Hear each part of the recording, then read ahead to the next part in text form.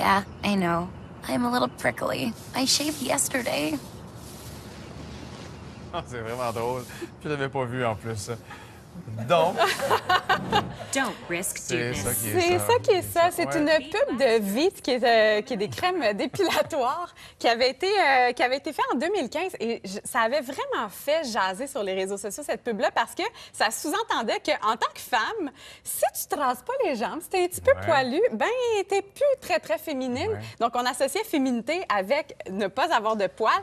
Et c'est tout le débat qu'on essaie de lancer ce mois-ci à l'occasion de Mes poils. Alors, mes poils, ça veut dire quoi, ça? Alors, Mes poils, vraiment, on écrit là, comme le mois de mai avec Ouais. poils en un mot. C'est une campagne qui a été lancée par une comédienne qui s'appelle Pamela Dumont. Et c'est pour un peu ramener, réhabituer les yeux à voir des poils sur des femmes parce que moi, je fais partie de la génération où j'ai jamais vu de poils sur une femme et ça a été induit. Là. Depuis ma puberté, je me suis enlevé les poils. C'est même pas une question. C'est même pas une question de choix. C'est vraiment une obligation parce que ça fait partie des standards de beauté actuels. Donc, ce qu'on veut faire avec Mes poils, c'est d'inviter les gens, hommes comme femmes, à ne pas se raser, ne pas s'épiler pour un mois, à laisser les poils aller un peu pour voir est-ce qu'on est capable de vivre avec ça. Comment ça se passe quand on voit une belle jeune femme en belle robe comme moi aujourd'hui, les jambes à l'air avec du poil. Donc, comment est-ce que notre œil va réagir et arrêter d'être scandalisé parce que même moi, quand je vois des filles qui s'entretiennent pas, je dois avouer, là, ça fait ça, là, ça m'étonne, puis ça me confronte. Donc, d'essayer un peu juste de remettre la question, c'est pas de mener la guerre à l'épilation,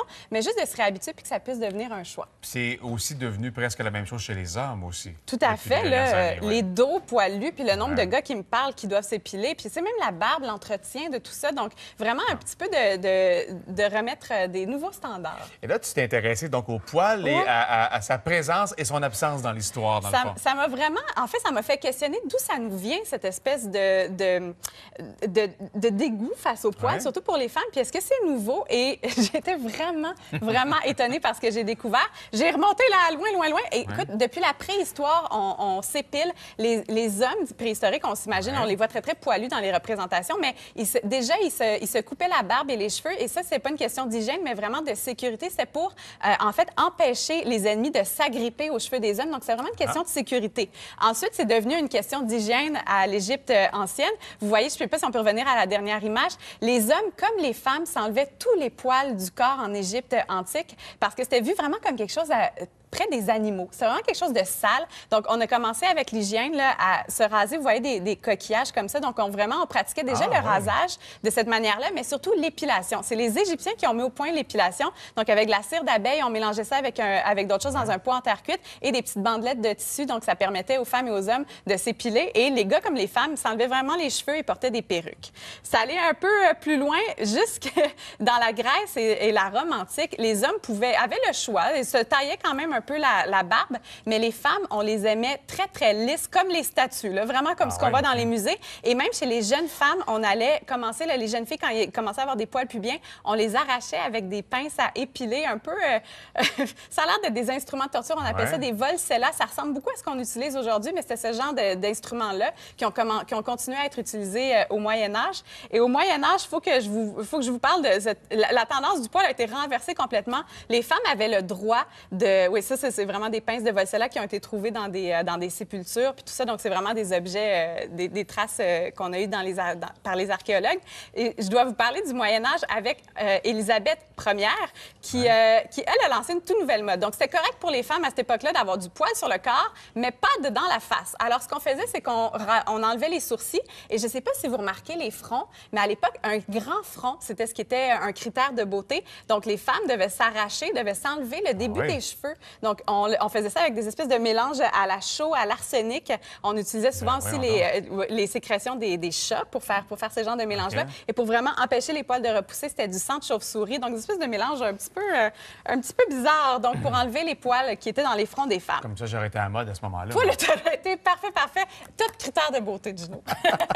Et les célébrités, évidemment, ont emboîté le pas aussi dans tout ça. Oui, on emboîté le pas, mais juste avant tout ça, il y a eu aussi, au 19e siècle, il y a eu une invention avant que les femmes, on commence à faire des statements publics. Il y a eu les premiers rasoirs. Donc, vraiment dans l'intimité de la maison, quand on a pu commencer à se raser. Ça, c'est une image du début du 19e siècle. Il y a un rasoir qui a été inventé par un barbier français qui s'appelle Jean-Jacques Guénette. Et c'était à la base pour les hommes, mais les femmes les empruntaient de temps en temps aussi. Et c'est là qu'on a commencé à flairer la bonne affaire, je te dirais, et qu'on a lancé le premier rasoir pour les femmes en 1915. Et vous voyez la marque qui est toujours très populaire aujourd'hui, Gillette. Et c'est là qu'a commencé la véritable pression pour les femmes de s'enlever le poil parce que, bon, on commençait à porter des jupes plus courtes, des camisoles, on montrait les aisselles. Et ça, c'est les premières pubs dans les magazines. Donc, vous voyez, ne soyez pas embarrassés. Et cette annonce-là me fait vraiment rire. C'est un petit article où on parle des mauvaises odeurs que cause le poil sous les aisselles. Et vous voyez cette femme qui est donc désemparée, très honteuse de puer des dessous de bras. Donc, cette pression-là a vraiment, vraiment commencé. C'est quand même drôle. Et dans les années 40, c'est vraiment ce qui a un peu cristallisé cette mode d'épilation parce que il y a eu le lancement du rasoir électrique par Remington. Et vous voyez les petites jambes des dames, durant la guerre, il y avait un peu la pénurie des bas de nylon. Fait qu'on a commencé à avoir les jambes à l'air et c'est là que la mode de s'enlever le poil des jambes a commencé. Et aussi, bien évidemment, le lancement du bikini qui a rapetissé les zones où il était permis d'avoir du poil. De là, l'importance de l'épilation du bikini. Et même dans les années 80, à New York, il y a un salon qui a ouvert pour l'épilation brésilienne et ça a lancé la mode aux États-Unis. Je ne sais pas si vous vous rappelez, dans Sex and the City, il y avait une scène où il y avait Carrie qui se faisait épiler complètement le bikini. Ça a un peu lancé cette tendance-là. Il y a des vedettes comme Gwyneth Paltrow qui parlait qu'elle n'avait pas un poil. Et puis, ça a lancé cette espèce de mode qui est toujours très actuelle. Alors, il ne nous reste pas beaucoup de temps. On a plein de trucs à présenter. Oui, je vais montrer rapidement une vedette qui a tout changé, qui a un petit peu lancé ce mouvement-là de remettre le poil dans l'espace public pour les femmes. Et c'est Julia Roberts à la première de Notting Hill. On ne sait pas trop si c'était un accident ou si c'était voulu, mais elle a salué des fans et là, elle a révélé sa touffe de dessous de bras et ça a vraiment lancé tout un tollé. Et depuis, il y a beaucoup de femmes qui ont parlé de ça. Il y a Drew Barrymore qui s'est présentée également à une soirée avec le poil sous les aisselles. Beyoncé, qui est habituellement parfaite, qui a aussi montré du poil sous les aisselles. C'est jamais clair si c'est un accident, sauf Madonna qui en a fait un statement sur Instagram il y a environ 2 ans. Et Britney Spears également aussi dans un gala. Donc, on commence à les revoir, mais ce qui a vraiment lancé la mode, c'est ces vedettes et ces gens sur Instagram, ces femmes qui se teignent le poil des aisselles en couleur. Miley Cyrus a embarqué là-dedans aussi. C'est une coiffeuse américaine qui a lancé ça en 2015 et ça a vraiment été partagé. Et là, depuis, je te dirais que c'est une tendance encore marginale, mais qu'on voit de plus en plus passer sur les réseaux sociaux. C'est quoi ça? Gino, il faut que je te parle de quelque chose. J'aime beaucoup Emma Watson, qui c'est la vedette du film dans La Belle et la Bête. Et elle a parlé dans une entrevue, ça m'a vraiment fait rire, elle-même qui n'entretient pas son poil pubien, qui essaie de rester au naturel et qu'elle utilise dans son régime de beauté de l'huile pour prendre soin de ses poils pubiens.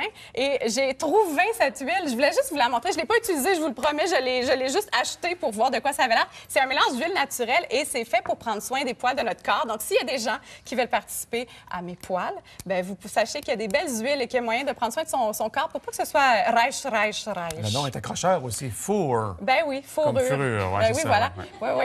C'est 254-601. Ben oui, c'est ça. My English is not really good. Yes, c'est the little four. Fure. Bon, c'est sur ce moment de magie que se termine cette chronique. Je pense que le mot magie était tout indiqué. T'as un poil de bien prononcé, en plus.